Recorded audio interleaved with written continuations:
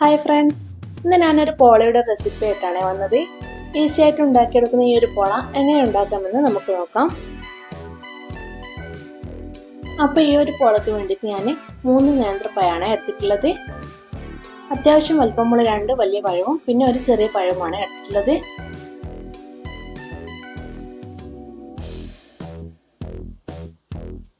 ഇനി ഒരു പാൻ എടുത്ത് അതിലേക്ക് ഒരു 2 ടേബിൾ സ്പൂൺ ഗീ ചേർത്ത് കൊടുക്കുക. ഇനി ഇതിലേക്ക് ഞാൻ ഒരു പിടി അണ്ടിപ്പരിപ്പും ബദാമും ചെറുതായിട്ട് കട്ട് ചെയ്തതാണ് ചേർത്ത് കൊടുക്കുന്നത്. നിങ്ങളുടെ കയ്യിൽ എന്താ ഉള്ളതെന്ന് വെച്ചാൽ ചേർത്ത് കൊടുക്കാം. ഇനി കൂടെ തന്നെ കുറച്ച് കിസ്മിസ് ഇട്ട് കൊടുക്കുന്നുണ്ട്. ഇനി ഇതെല്ലാം കൂടെ ജസ്റ്റ് ഒന്ന് റോസ്റ്റ് ചെയ്തെടുത്ത് മാറ്റി വെക്കാം.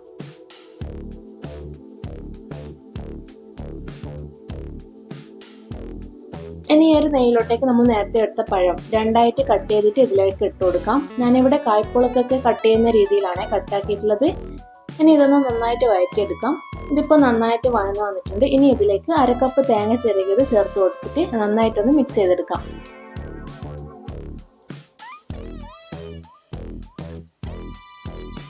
ഇനി ഇതിലേക്ക് മധുരത്തിന് ആവശ്യമായിട്ട് 2 ടേബിൾ സ്പൂൺ പഞ്ചസാരയാണ് ചേർത്ത് കൊടുക്കുന്നത്.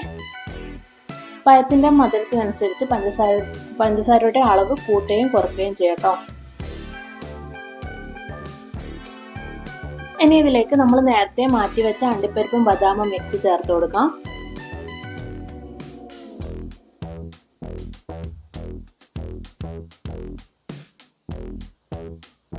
ഇനി ഒരു നല്ലൊരു ഫ്ലേവറിന് വേണ്ടിയിട്ട് ഒരു 1/2 ടീസ്പൂൺ ഏലക്കപ്പൊടി കൂടി ചേർത്ത് കൊടുക്കുന്നുണ്ട്. എന്നിട്ട് നന്നായിട്ടൊന്ന് മിക്സ് ആക്കി എടുക്കാം. അപ്പോൾ ഇതിനുള്ള മിക്സ് ഇവിടെ റെഡി ആയിട്ടുണ്ട്. ഇനി വേറൊരു ബൗളിലേക്ക് 5 മുട്ട പൊട്ടിച്ച് ഒഴിച്ചു കൊടുത്തിട്ടുണ്ട്. ഇനി ഇതിലേക്ക് മധുരത്തിന് ആവശ്യമായിട്ട് 2 ടേബിൾ സ്പൂൺ പഞ്ചസാര ചേർത്ത് കൊടുക്കുന്നുണ്ട്.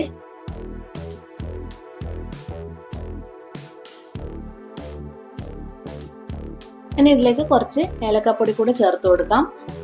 ഏലക്കാപ്പൊടിക്ക് പകരം വാനില എസൻസ് ആയാലും കുഴപ്പമില്ല. ഇനി ഇതിലേക്ക് ഒരു 1/4 കപ്പ് പാല് ചേർത്ത് കൊടുക്കാം. പാലിന് പകരം പാൽപ്പൊടി ആയാലും കുഴപ്പമൊന്നുമില്ല. ഒരു 3 ടേബിൾ സ്പൂൺ പാൽപ്പൊടി 1/4 കപ്പ് വെള്ളത്തിൽ മിക്സ് ആക്കിയിട്ട് ചേർത്ത് കൊടുത്താൽ മതി.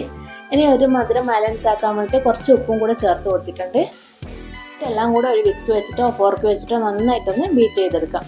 ഇനി ഇതങ്ങോട്ടേക്ക് മാറ്റി വെക്കാം. ഇനി ഇതാ ഞാൻ കുറച്ച് ബ്രെഡ് എടുത്തിട്ടുണ്ട്.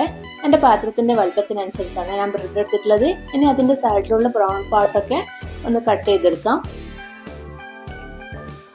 ഈ ഒരു ബ്രൗൺ പാർട്ട് കളയേണ്ട ആവശ്യമില്ല, ബ്രെഡ് ക്രംസ് ആക്കിയിട്ട് യൂസ് ചെയ്യാം.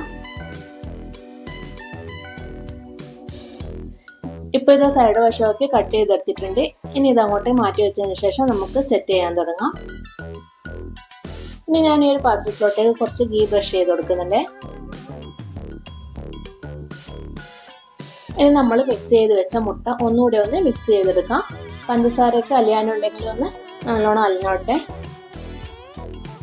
ഇത് മിക്സ് ചെയ്തതിന് ശേഷം ബ്രെഡ് പീസ് ഓരോന്ന് എടുത്തിട്ട് ഈ ഒരു മുട്ടയുടെ മിക്സിൽ ഡിപ്പ് ചെയ്തിട്ട് ഈ പാത്രത്തിൽ വെച്ച് കൊടുക്കാം.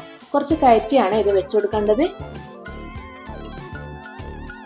ഇനി ബാക്കിയുള്ളതെല്ലാം ഇതേപോലെ തന്നെ ഞാൻ ഓരോരോ ബ്രെഡ് എടുത്തിട്ട് മുട്ടയുടെ മിക്സിൽ ഡിപ്പ് ചെയ്തിട്ട് ഇതുപോലെ കയറ്റി വെക്കുന്നുണ്ട്.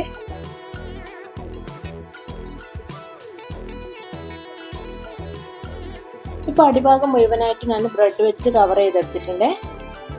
ഇനി നമ്മൾ തയ്യാറാക്കി വെച്ച പഴവും തേങ്ങയും മിക്സ് ഇതിന് മുകളിലോട്ടായിട്ട് ഇട്ട് കൊടുക്കാം.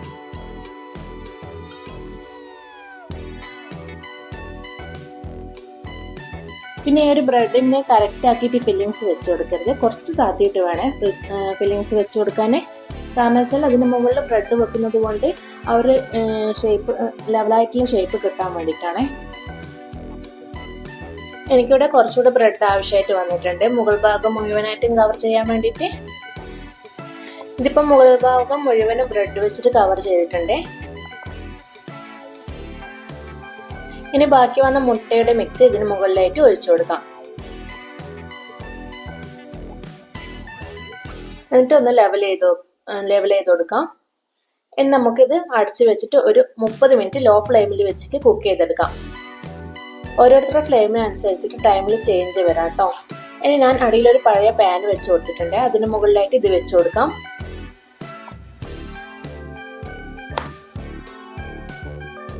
ഇപ്പോൾ ഏകദേശം ഒരു 30 മിനിറ്റ് ആയിട്ടുണ്ട്. ഇതിപ്പോൾ നന്നായിട്ട് കുക്കായിട്ട് വന്നിട്ടുണ്ട്. ഇനി ഇതിന്റെ മുകൾ ഭാഗം ഒന്ന് ജസ്റ്റ് ഒന്ന് കളർ ചേഞ്ച് ആക്കി എടുക്കാൻ വേണ്ടിയിട്ട് നെയ്യ് ബ്രഷ് ചെയ്തെടുത്ത ഒരു പാനിലേക്ക് ഇത് മാറ്റി കൊടുക്കാം. ഒരു 5 മിനിറ്റ് ഇത് വെച്ചാൽ മതി ഇങ്ങനെ തന്നെ. അപ്പോൾ കളറിന് ചേഞ്ച് ആയിട്ട് വന്നോളൂ.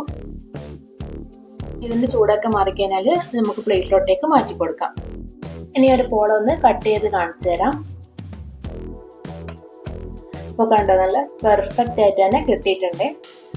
അപ്പം എല്ലാവരും ഒന്ന് ഇതൊന്ന് ട്രൈ ചെയ്ത് നോക്കണേ.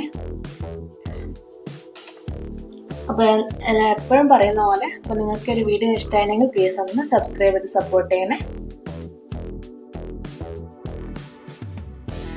അതുപോലെ തന്നെ നിങ്ങൾക്ക് ഈ വീഡിയോ ഇഷ്ടമായിട്ടുണ്ടെങ്കിൽ ഒന്ന് ഷെയർ ചെയ്യുക, ലൈക്ക് ചെയ്യാനും മറക്കരുത്. അപ്പോൾ പുതിയൊരു വീഡിയോ ആയിട്ട് കാണുന്നവരെ എല്ലാവർക്കും താങ്ക് യു.